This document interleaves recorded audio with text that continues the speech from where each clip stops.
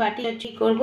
এই আলু কেটে ধুয়ে রেখেছি, এরকম টমেটো কাটা, পেঁয়াজ কাটা, এরকম আমি পেঁয়াজগুলো দিয়ে দিচ্ছি। আর দেখো কাঁচা লঙ্কা জিরি জিরি করে কাটা বন্ধুরা, আর দেখো টমেটো, এগুলো আমি সব এক এক করে দিয়ে দেবো।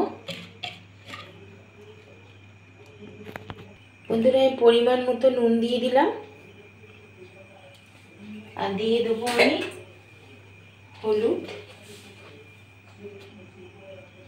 যেহেতু এটা বাটি চচ্চড়ি, ওই জন্য সব দিয়ে এটা বসিয়ে দিয়ে যেতে হবে।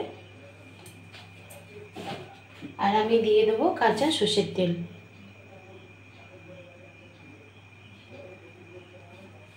তো দিয়ে দিলাম আমি কাঁচা সর্ষের তেল। এবার দিয়ে দেবো জল